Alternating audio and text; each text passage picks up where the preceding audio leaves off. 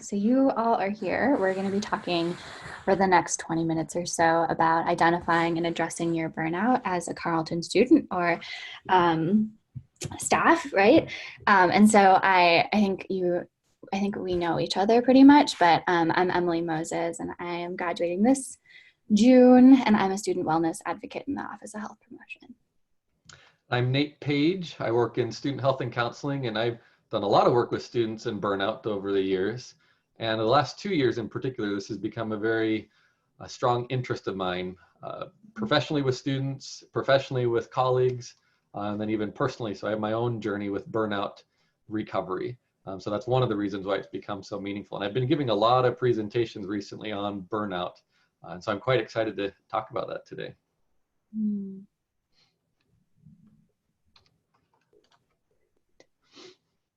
So we wanted to quickly bring up kind of like why we're talking about this. And I think burnout is a really, really common thing. Oftentimes you realize it when you're like kind of too far through the stages or really far in the stages of burnout, which we'll get to later. But we really wanted to talk about how burnout is showing up for you when you're at home, and it often manifests very differently than it would at Carleton, because Carleton, you're like running from place to place, like physically, or you're going through your GCal, right? And like you have a lot of things on your mind, and the idea is like, burnout feels more like a physical exhaustion and a mental exhaustion. Whereas here, when you're at home, I think now you're primarily online for everything. So your social interaction is mediated through Zoom or Google Hangouts or something, or Gmail. And so burnout just looks a lot different. And so it's still a really important issue to bring up, because I think the exhaustion that comes from being online all day is very real, if not kind of more intense and like hard to navigate, especially when you're mentally exhausted and your physical body is like maybe not worked as much or craving that. And so we're kind of going to talk through the stages and figure out what burnout looks like. Obviously it won't be discussion based, because we're hoping that might come later. After we kind of give the lecture portion, but we're really curious about kind of talking about how Zoom and all of this like online learning is kind of either contributing to, or perhaps just like renegotiating what burnout looks like for you, and kind of helping you identify if you're kind of progressing through the stages of burnout, or if you're feeling burnout in any way, and kind of looking at how you can address that, and maybe kind of look at preventing kind of like further progression down the stages, as we kind of, I guess we've reached halfway through the term now, which is crazy. So that's kind of what we're going to talk about throughout the rest of the presentation. Yeah, and if you are a Carleton student, you've probably dealt with burnout in the past and maybe currently are. And of course, wanting to prevent yourself from burning out in the future, or recover if you are currently burned out. And so one of the first things that we'll talk about too is just what in the world we mean when we use that word burnout. And burnout seems to come from talking about energy. So here's a picture of a rocket ship, and the fuel is what provides that energy.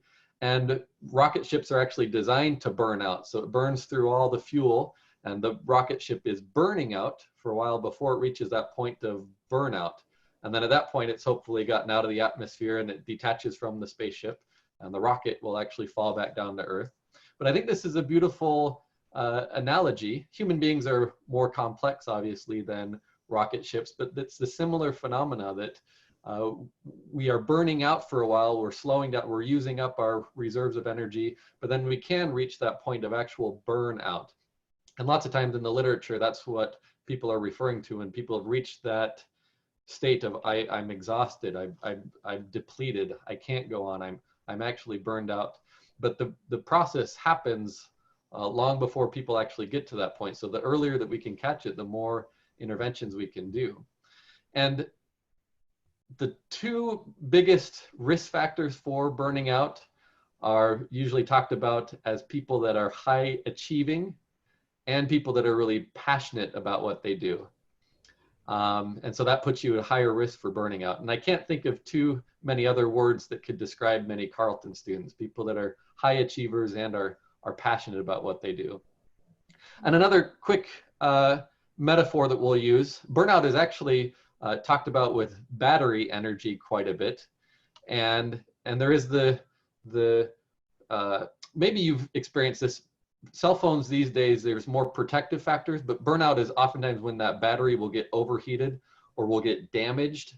And we've probably all had experiences with cell phones where it starts to not keep its charge as well when it gets overheated or the battery gets damaged. And at least a few years ago, it seemed like that happened quite a bit for people. And the phone wouldn't keep the charge for the 12 hours of the day, but pretty soon you're needing to carry your charger around with you and plug it in during class. And then you can eventually get to the point where you have to have your phone pretty much plugged in all the time. And I think there's a nice metaphor to that. The burnout, it's not just using up all the energy. There actually is damage that occurs.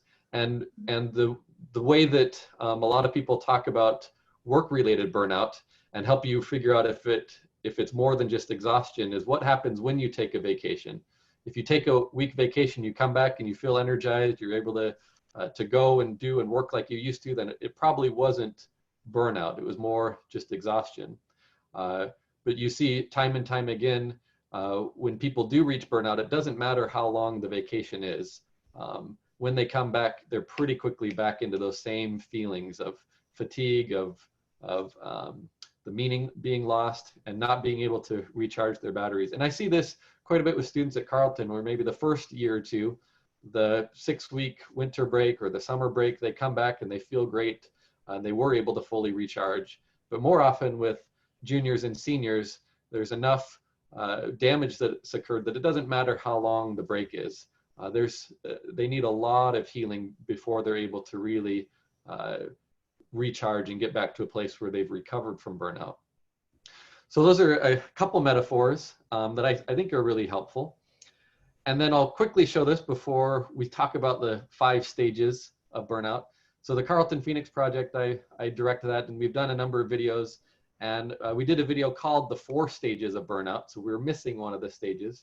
But so you can find this at any point if you want to through our YouTube channel or our Facebook page. And so these are the 5 stages that Emily and I are going to quickly run through right now. And we ask you to just pay attention to what stage you might be in currently or where you've been at in the past in order to help you figure out what your next steps might be. Yeah, so next we're going to go through the 5 stages of burnout. And so these stages are really, we kind of categorize them and make them pretty clear. So it's helpful in identifying where you're at, but they obviously are pretty fluid and there's a spectrum and they're not clear cut. And so I think this idea of like, as you're listening to this, maybe kind of if you acknowledge like, oh, this kind of I resonate with that feeling, or I've resonated with that in the past. And I think as we'll talk about at the end, this idea of burnout is something that like actually builds your inner kind of, when you acknowledge it, builds your inner kind of understanding and awareness of how your body and your mind experience kind of exhaustion and burnout. And so you can kind of learn from your past experiences with this too. But that is stage 5. So I'm jumping ahead. So we will start with stage 1, which is the honeymoon phase, which is basically just kind of this, I think about it a lot in the beginning of the term. So let's say you're taking like, maybe you're overloading, or maybe you're taking 3 classes. You're taking like a full load and it's really exciting. Maybe some of them are really challenging for you. Maybe you're in a couple activities, you know, you're on a Frisbee team. There's like the kind of this excitement with all of these like new flavors, and you have a lot going on and you're busy, and it's really, you're feeling good and full, and you're like busy and worked, but that feels good, especially like in the environment where that's kind of like where the pride comes from. But so that's kind of what this is called, the honeymoon phase, of like this kind of cloudy phase of like, I think it's okay, and like I'm busy and I'm worked, but like I can keep track of it all, and like I'm on top of stuff, and it feels kind of good and exciting. Yeah, and Emily, as you were talking, I just had the image of a rocket ship starting to take off, and there's a ton of energy, and it can be, yeah, really fun and exciting, and hard to think, no, this might not be sustainable. Yeah. And I'll quickly say too, with this transitioning to distance learning, and for me doing therapy online and doing meetings online, for a while there was somewhat of a honeymoon stage, like, oh, this is kind of nice. There's I get to stay at home. I get to, you know, not wear shoes. I get to have lunch just, you know, a few steps away. So there's some things that I wasn't yet understanding. But the second stage is usually referred to as the awakening stage. And this is when it starts to dawn on me that, wait a second, this might not be sustainable. Maybe taking so many classes, working 16, 18 hours a day, that's been fun and exciting, but I don't know that I can keep that up. And a metaphor that we use is it's kind of like the check engine light in a car. You might not notice anything different going on, but there's a little bit of an alert that starts to pop up that, oh, maybe something is wrong here. And if you're able to, at this stage, catch yourself and actually work on things, maybe drop a class or step out of that extracurricular activity, or actually get the sleep that you need, or take the breaks that you need. If you're able to make some changes in this stage, then you won't progress to the other stages. But a lot of times that's hard to do, especially at a place like Carleton. Once you've bitten off it enough, you can't easily go backwards. Yeah. Yeah, I think like I started to realize that in the beginning of like, especially coming off of this 3 week break, this spring break, this idea of like having that spacious time, which I was like, oh, I have like nothing to do and it's horrible. I'm like aimless. But it was also like that word spacious, like there was so much time. And then I think coming into the structure of the term, which is really, really nice, but also this new orientation of time and like where my eyes are and where my head is, and this idea of like, this pleasant box that I'm in all the time. And so I think it's been about finding, I know I had kind of an awakening like third week-ish of like this idea of like, oh, I actually still need to make time to go walk the dog like I used to do every day, or like go for a hike, or make the time to take a physical break. And so I think figuring out what that looks like, and that kind of is kind of the awakening, a little bit. Yeah. And so then the third part, the third stage is called slow down. And so this is kind of the part where it starts to feel hard, and you kind of notice yourself like it's no longer kind of not necessarily not fun anymore or engaging or something you enjoy, but it becomes really hard, and it becomes, I think like maybe lack of efficiency, or like inability to like actually to have and take on and engage with everything that you've signed up for, is kind of this slowdown phase. Yeah, and this is when you are burning out. Mm-hmm. And it might last a long time. And I do get a lot of students that will come into my office seeking therapy, saying something like, well, I've lost my motivation. My motivation isn't what it used to.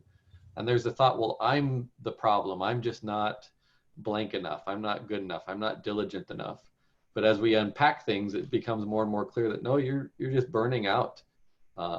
And your motivation has shifted now away from work, work, work, go, go, go, do, and has shifted more towards, I need to rest. I need a vacation. I need to play more. I need a break from school. And if I'm able to get that, then I can return and my motivation will come back. So this fourth stage then is what happens if we can't actually slow down, or if we can't slow down enough, if we can't recover. Eventually we'll get to a place where we will hit the wall. And this is usually what we're talking about when we use that phrase burnout, that I have burned out. I've used up all those resources. And I love this visual. So here's the video. And I'm not going to do sound. Whoops.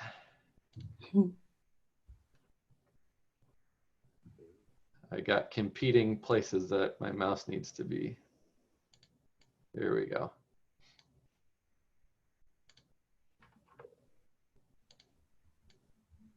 So just want to show you this visual of a marathon runner that has hit the wall. And so they've burned out, and this marathon runner is quite determined. So of course they're continuing towards the finish line. But as you can tell, she doesn't have the reserve. She's actually hit that wall. And this we see lots of times with, well, in a lot of different areas, but within a term, we might see students that just need that medical leave, or they can't finish the term, or if they do need to finish the term, they need a lot of support. They need those people coming in to help lift them up and get them across that finish line. And it's a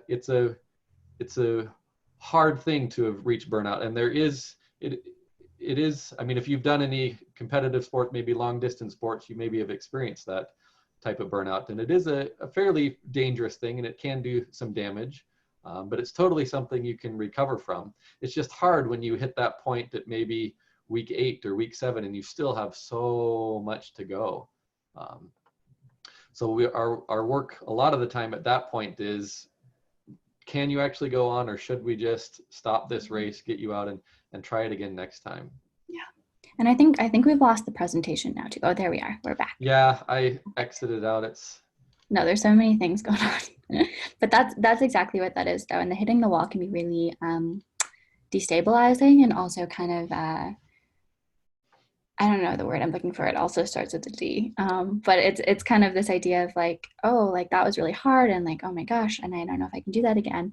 But the fifth stage, which I think is this nice idea, and people can kind of interpret it in ways that make sense to them. But I think the idea of the Phoenix rebirth is this, like, I've had a really hard thing happen, and I've experienced a really hard time, like I took on too much, or I was experiencing, maybe it wasn't even you took on too much, but like the experiences and environment around you were perhaps too much for you to handle the things that you're used to being able to handle, which I think could be really applicable to now. And this idea of like learning from that in ways that like you can recover and you can become kind of more resilient in that way, and do it again, kind of not do the same thing again of hitting the wall, but starting over and being able to kind of like let yourself ease up a little bit on certain things and re-navigate and renegotiate with yourself what your expectations are, and kind of like this didn't work, and identify the things that did work, and this idea that you aren't just defeated. That was the word I was looking for, defeated. But yeah, you're not just defeated, and that you can try again. And just because that one thing happened, or you did hit the wall in that case, and you really did burn yourself out, that you can come back again. And I'll share. Well, so at this point in the presentation, people are usually wanting to know, well, what can I do? What's the maybe the formula or the right way to recover from burnout or prevent myself from burning out?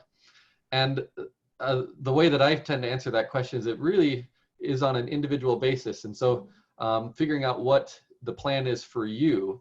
And so when people come in to meet with me in my office, and I actually do some group work with professional therapists that are wanting to get into a small cohort and everyone work on their burnout, is we start with an assessment phase to try to figure out what is really going on for you.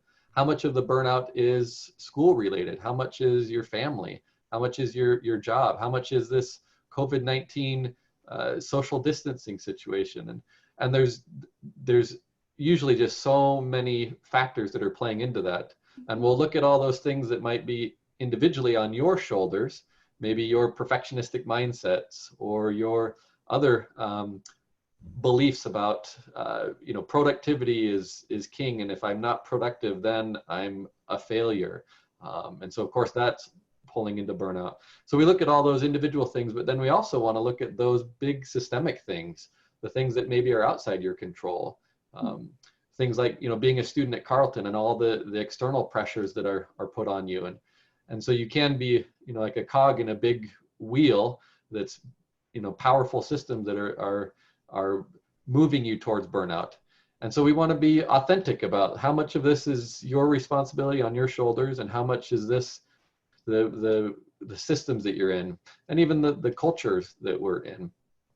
And then once we do that assessment and figure out what is it that's burning you out, is it the relationships in your life? Is it your relationship with your professor, for example? Or is it actually the quantity of work? Or is it that my value system is different than the larger system that I'm in? And so that over and over again is hurting me and burning me out. And once we have that, then we can come up with a good plan for you of how to recover, how to make those changes, and help you feel empowered to actually be able to implement the changes that you need to.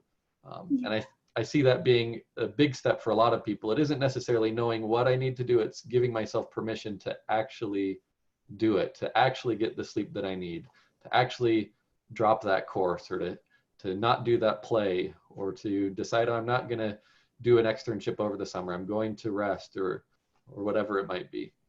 Yeah, and I think what you acknowledge there, the identification of it, is really important, because I think when you are burnt out, you're like, what is wrong? And like it all feels really hard. And I think it can kind of conglomerate to this like messy, like nebulous kind of, the cloud that was the honeymoon is now the cloud that is like like preventing you from getting things done, or feeling like you have purpose. Like it's a really scary cloud. So I think this idea of like being able to identify certain things that might be weighing on you more than others, like kind of like with the battery metaphor, the idea of like certain things use your battery more than others. So kind of like going through that analysis of like what's taking a lot of energy from me, and then what do I need to do in order to maybe do those things. Like maybe I need to work and I need to make money, but I also need to like get the sleep, and I need to have like that nutrition, make nutrition a priority, or I need to, there's certain things that you need to do what you need to do. And I think the identification process is like very helpful, in helping you acknowledge and like decipher what things are impacting you versus just like this cloud. So. Yeah. Well, I'm curious. We've gone just about 20 minutes, so we're on. Emily, is there anything that we'd want to share before we stop the recording? I don't think so. I put 3 questions in the chat, just kind of like summarizing kind of the ideas that we've talked about. So what is burnout like for you right now? How are you attending to your burnout, and how is it varied from your experience of burnout maybe at Carleton, if you've experienced it? And I think those might be interesting if you want to think about those after, or they're good questions to think about when you're feeling kind of worked, like whether it's kind of differentiating between exhaustion, like what Nate was talking about too. And I know I've been feeling like this navigation between like burnout, laziness, and exhaustion. So it's like kind of this like play of like, what is it actually? Most of the time it's just lazy too. So, or me feeling like I don't want to do anything. But I think those 3 questions are interesting, whether you want to like take them and write them down. Like I think journaling could be really nice with those to really get all those ideas out, or think through them. I think when you're feeling really tired or feeling really overworked, and then good questions to be like, do I need help with this too? Like, are you feeling like you need help with identification of those things? And in that case, talking to someone potentially at SHAC, or even with your family members or your friends or whoever you're with right now, and thinking about that this isn't just like an isolated thing, that you can reach out and talk to people about it, whether it's at OHP with SWAs, like myself and the large team that we have, or SHAC, or an outside resource. So is there anything else that you're thinking about, Nate? No, I ditto to that. Reach out for help if you're needing it. And burnout in our world, and then in particular at Carleton, it's a very common thing. And at least in my experience, people aren't talking about it probably enough. And so reach out to me, reach out to friends, family members, and if you are burning out, there's nothing wrong with you. Absolutely nothing wrong with you. So, well, I'll go ahead and stop recording. Yeah, it's unfortunate that the pop-ups come up, so I can't ever get the mouse right. There we go.